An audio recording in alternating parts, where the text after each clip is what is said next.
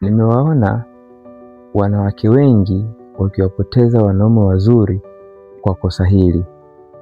Ukweli mchungu ni huu: mwanaume mzuri anahitaji vitu vikubwa vitatu. Jambo la kwanza, anahitaji heshima, na hili ndio kubwa kabisa. Kila mwanaume ana ego. Kila mwanaume ana level alizoziweka, kwa maana akijua ni kiongozi, akijua ana mamlaka, akijua ni mtawala.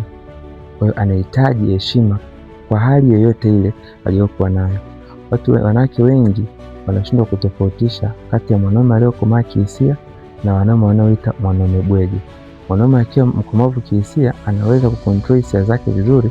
Wanawake wengi huchukulia kama advantage, kwa kuamini kwamba wanaweza wakafanya chochote kwa yule mwanaume au wakaongea chochote kwa yule mwanaume, ambacho bila kujua kwamba nenda kumwondoa mwanaume kwenye maisha yake, kwa sababu anakuwa kamvunjia heshima.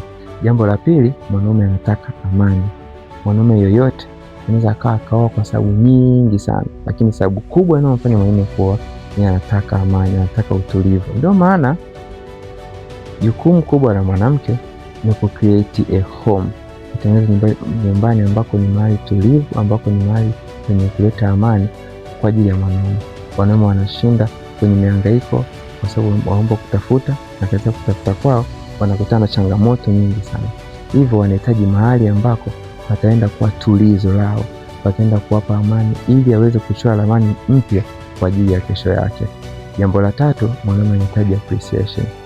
Hata kwa kidogo anachokifanya, hata kwa kidogo anachokitoa, mwanaume anatamani ukithamini, anatamani ukipe thamani kile kitu, ili kesho afanye tena na tena. Anapokuwa anafanya kitu lakini unakichukulia kwa udogo, pengine unatumia maneno makali, wanaume wenzako wanafanya hivi, wanaume wenzako wanafanya hivi, wewe leo umemleta kitu kidogo, mbona kazi unayofanya hatuoni matokeo yake, mbona watu hawavai vizuri? Kwa mwanaume kile anachokipata anakileta ndani, lakini wewe huoneshi kuthamini. Rahisi sana kumpoteza mwanaume hata kama ni mzuri kiasi gani, na anakuja kuja kujuta sana kwa kufanya makosa kama hayo. Lakini wanawake wengi wanafanya hivyo, wanakosoa kuliko kusupport. A man is a support. Mwanamke ni msaidizi wa mwanaume. Mwanaume ana vision, anahitaji mtu wa kumsaidia katika kutimiza zile vision zake. Lakini pia wanawake wanapingana baada ya kujenga, au wanapigana baada ya kujenga. Mwanamke mwingine anaanza kuwa competitor, anaanza kuwa mshindani wa mwanaume wake, ndani akifanya hiki yeye anafanya kile, badala ya kutafuta namna ya kujenga. Ambako panabomoka atafute namna apajenge, atafute njia atengenezea, na waza akifanya hivi na mimi nafanya hivi, akitoka nje na mimi natoka, asipata hela ya kula ya kutosha, basi na mimi nitafanya vile ambavyo nafaa kufanya.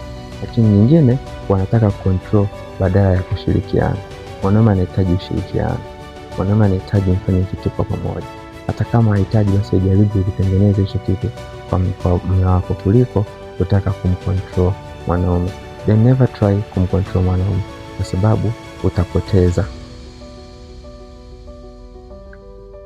Na ama kosa matatu yanapofanyika, wanaume wengi huwa wanaamua kukaa kimya, na mwisho wa siku anaamua kuondoka katika maisha yako. Anaweza akawepo kwenye maisha yako kwa sababu ni mume wako, lakini kumbe umeshampoteza, ana maisha yake mengine kabisa kichwani mwake. Wewe kwake unakuwa kama ni picha, au kama ni TV tu ya ukutani iliyoko nyumbani. Kama umeelewa ili somo, tag mwanamke.